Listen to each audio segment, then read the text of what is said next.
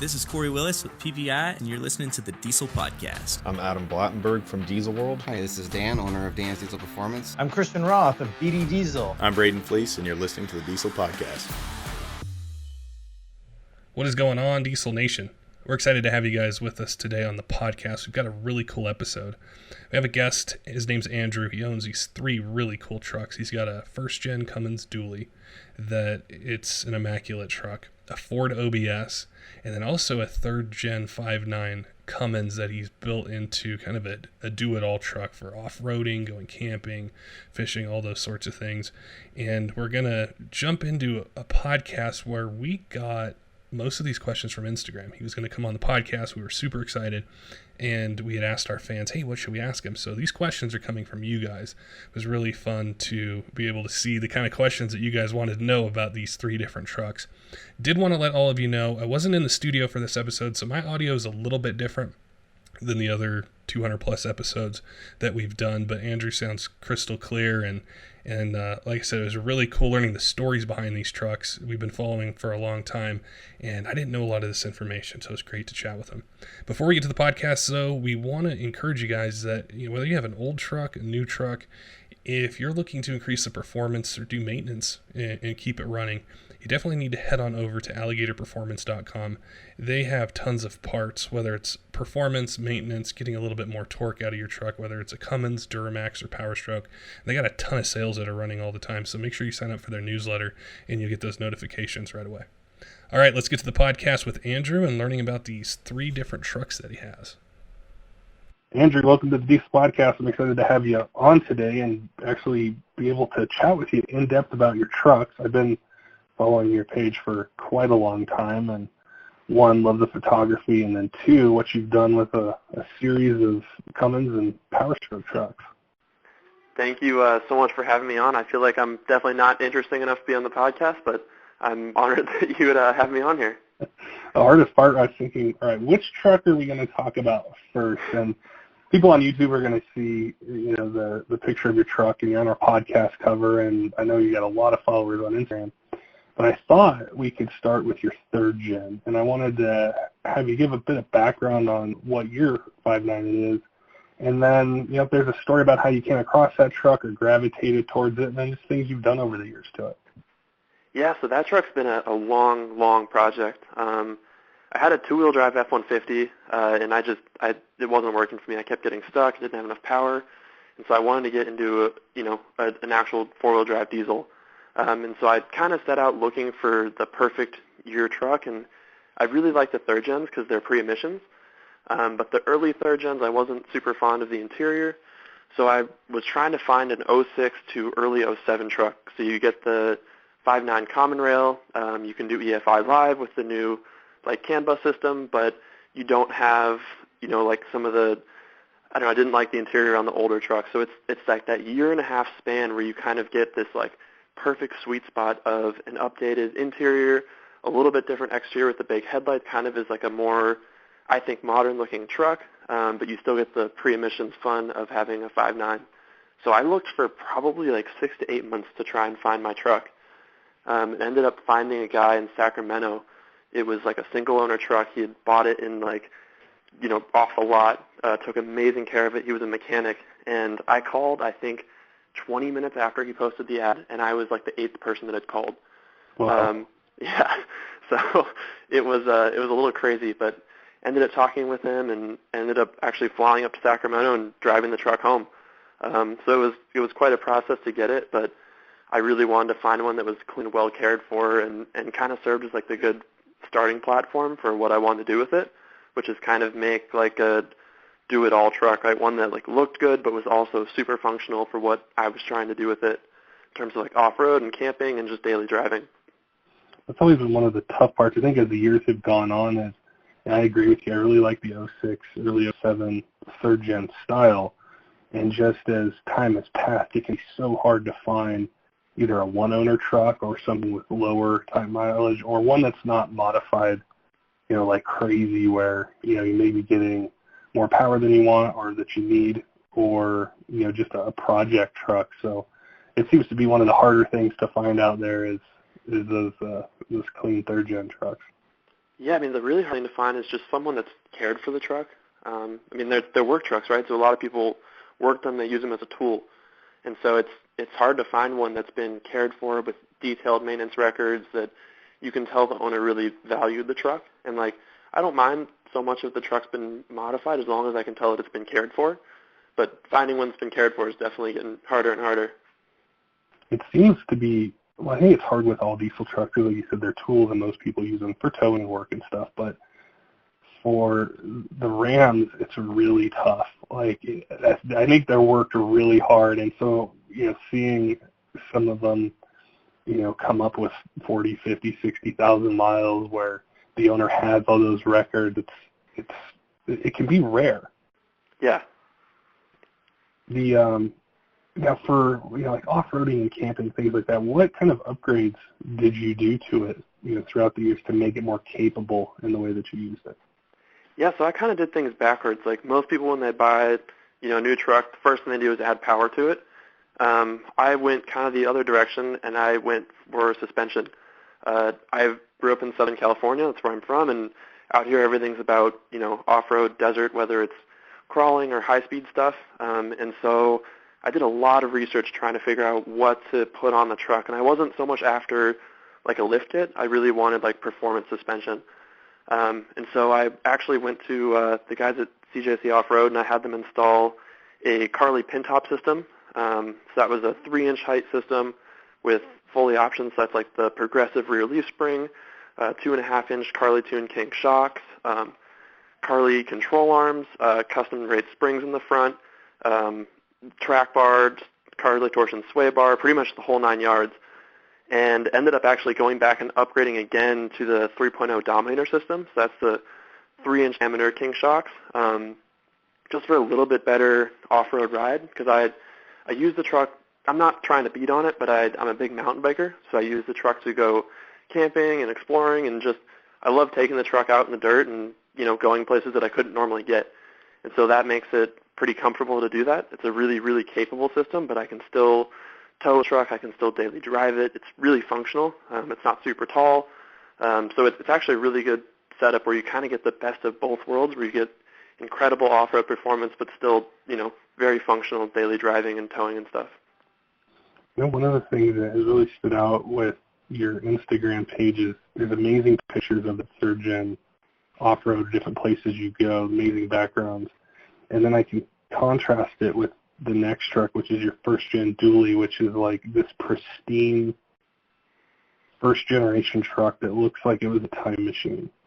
And I remember seeing a story or a little bit of background on it, but I'm not quite sure. How did you find such a clean first gen dually like the one that you did?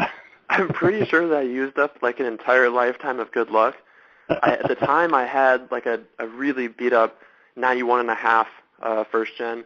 It was a fun project. Like I was going through it, trying to fix everything up. It had lived a rough life, and I always loved cruising Craigslist. And I was driving out to my girlfriend's grandparents' house out in Rancho Cucamonga, and I was like, you know what? I'll just type Craigslist. Like that area usually has some fun stuff in it.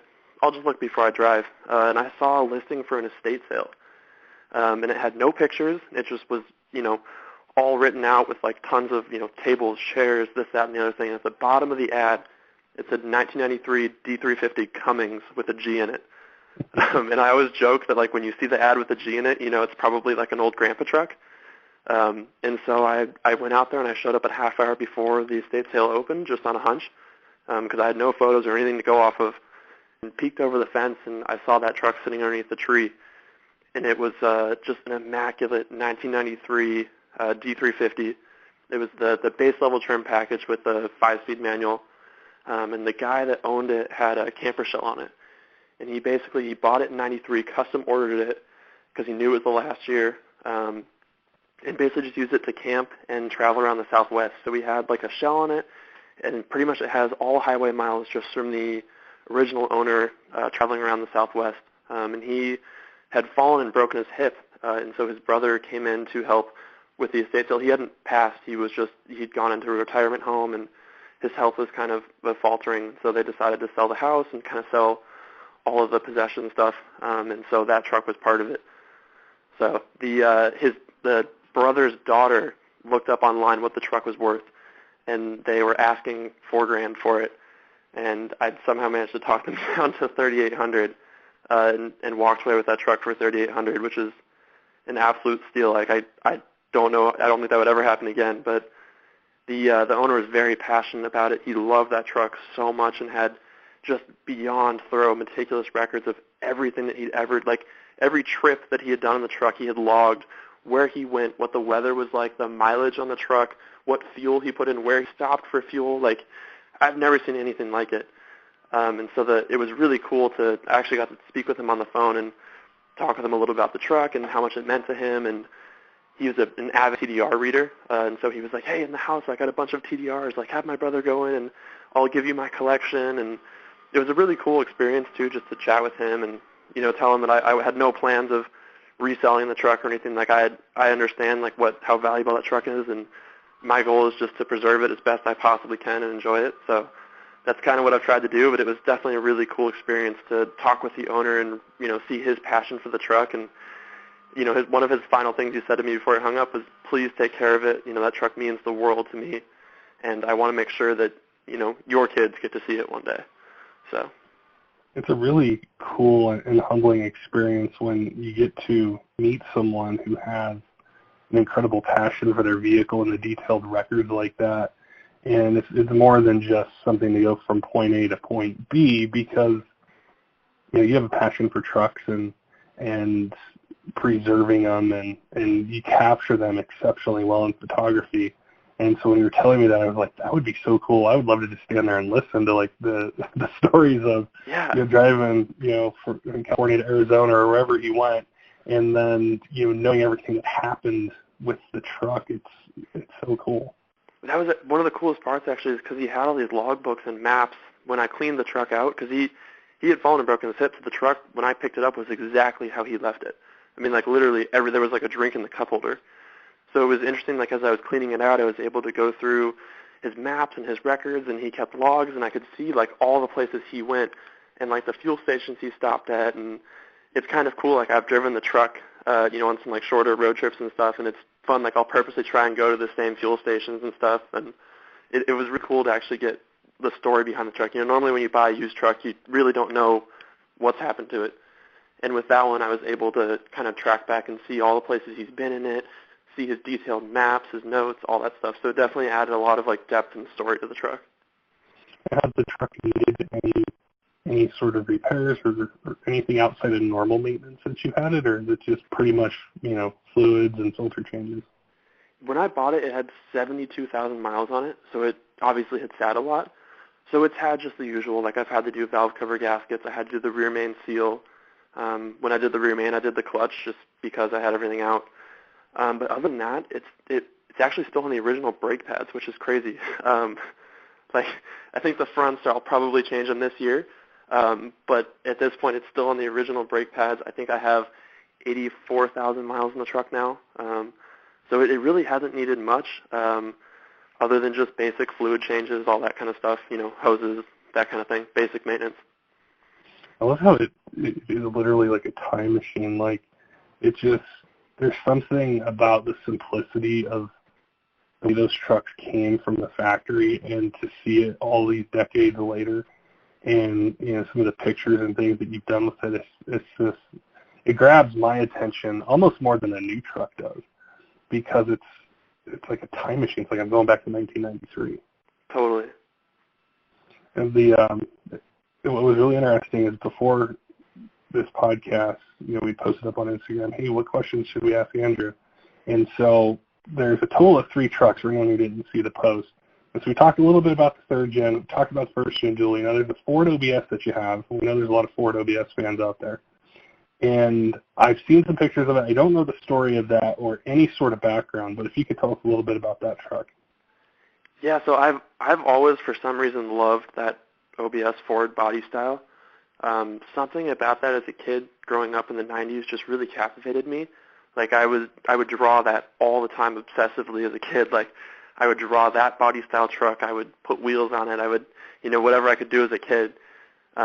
And so that body has just stuck with me, and so I've always been looking for that truck, just anywhere I could find. And I happened to stumble, again, just stumbled on one on Craigslist and decided to jump on it, and it was a pretty clean truck, 94,000 miles, and just jumped on it. But it was one of those things where, there's trucks that kind of captivate you as a kid, and you have that special bond and attachment to them just because of the way that you felt as a kid. You remember growing up and idolizing them, and that truck is definitely one of them. So that's been on my car bucket list for a long time. I've heard the guys from Complete Performance, CP Addict, they've been the podcast a series of times, and they're huge Ford OBS guys and have a business, dedicated all to OBS trucks. And they had mentioned that about how we all have known someone who had one of those trucks. And I was seeing about it, and I'm like, I remember being a kid and seeing, it was like the two-tone, like the red and white. But I remember that sticking out in my head as just something so cool and awesome. And it was a four-door, which was way back then was kind of rare.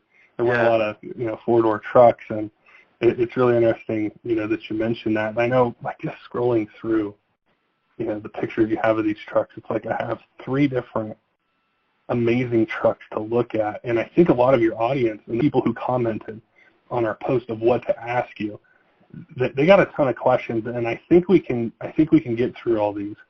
And I wanted to kind of rattle them off. There's no particular order, but this is what people wanted to know about your truck setups.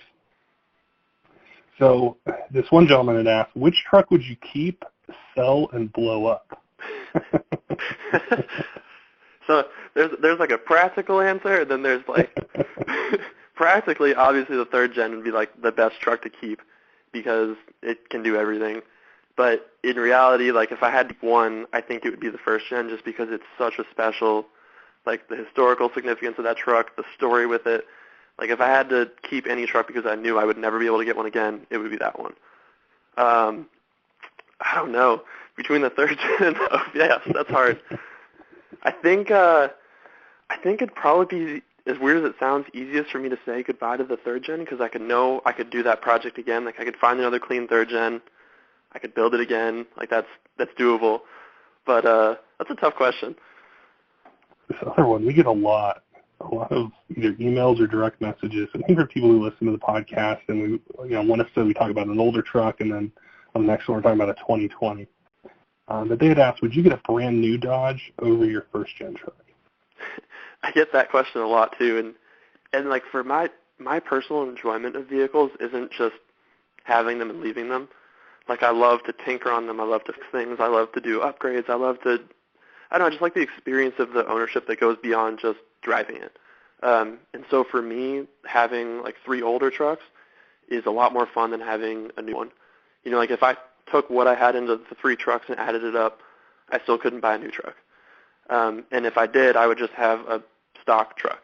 And so for me, it's actually cool to have the older trucks where you can play with stuff. You can, still put an exhaust on them. You can do, fun stuff like that and not have to worry about it. It's more of a project and more of an experience. That's what I like about vehicle ownership is the experience and not just using it to get from point A to point B.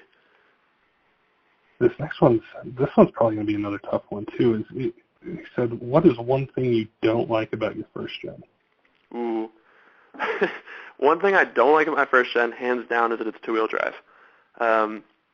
Obviously, it's just too nice, too original. I mean, it's literally completely and totally original, so I would never 4-wheel drive swap that truck just because I don't want to mess with it at all. But I definitely would love it to be 4-wheel drive just for the look, for the functionality. Just even backing up and pulling my trailer, it's really hard with the 2-wheel drive truck. Sometimes I'll have to get the 3rd gen actually and pre-get the trailer out for the 1st gen to tow it. So maybe the next project with some of the luck that you have finding these trucks, that might be the next one. It's just obsessive checking of Craigslist. I have a C Pro app on my phone that will give me alerts for different postings, and then Search Tempest is another great online tool where you can search Craigslist across multiple states, and I have alerts set for that. It's just fun for me. I like seeing what you can find and what pops up and all that stuff. This next one, this will be a good one. If you could do anything differently on any of your truck builds, what would it be? Ooh, hands down the third gen. Definitely, after everything I've done to it, I mean, I've literally gone through that truck end to end, but what it's lacking is power stuff. So I would love to do just like basic turbo, EFILIVE, maybe injectors, and like a built trans would be like the last end piece on that. As far as the other two, the OBS definitely needs some suspension work.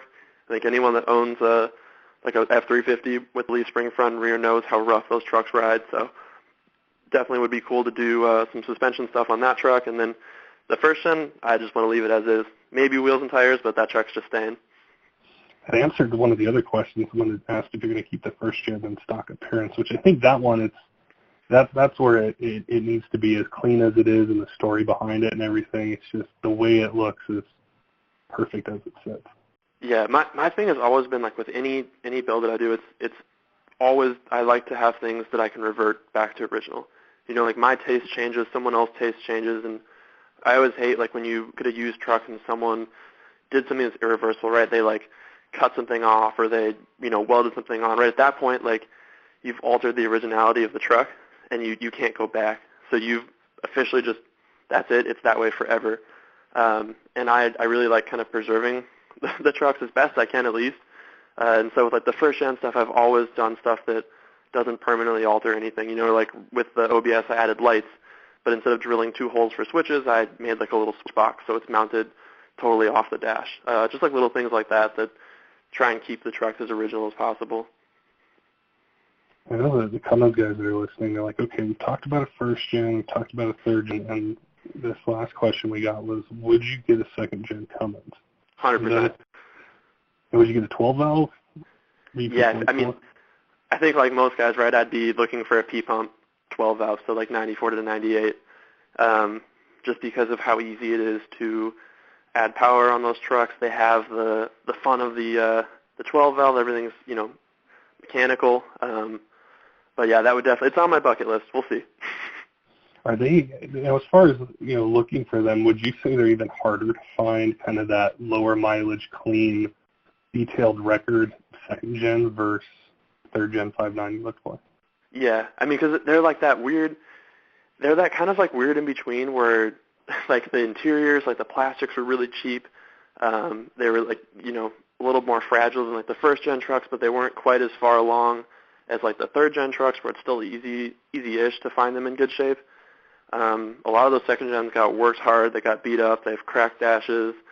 You know, like they're definitely work trucks. So I feel like it's a little tricky to find those in good shape. I've looked from time to time, probably over the last 5 or 6 years, and it can be so hard to find a 12 valve, real clean, something that would be a good basis, either to, you know, keep looking original as you do, or just something that would be fun. It seems so hard. I know they're out there, and you know, you just got to take time looking for them. But that's always been one I've gravitated towards, is that 94 to 98 regular cab, long bed, 4-wheel drive. That would just, I don't know why, but that always stuck in my head from being a kid as something cool. Maybe it was the sound. They sounded so different back then versus anything. Yeah, I think the road. look too, like just the body design of the second gens is so iconic, and like, I mean, at the time that was a really revolutionary body change that Chrysler did. And so like the way that those trucks changed the look of trucks in the 90s, I think kind of stuck, right? It's the same thing as the OBS, where like that body style just sticks with you when you see it as a kid. But definitely that body is a special place in my heart for sure. Now, as far as, you know, anyone who's listening that may not have been on your page, what is the best way to find, you know, what you're doing, your projects, pictures of the trucks, tons of different things? You know, you stay really busy with these 3 trucks and things that you're doing. I know people are going to want to follow you. How can they find you on Instagram? Yeah, so my Instagram is avvblanc, or AVVBLANC. And then I also have a YouTube channel called Just Diesels. I've actually just started that in January, but I've been playing around with making some videos and stuff just because it's kind of fun. So I've been doing like reviews and, I don't know, just some fun basic stuff with the trucks on there too. So that's kind of been another fun way to share the projects and everything else.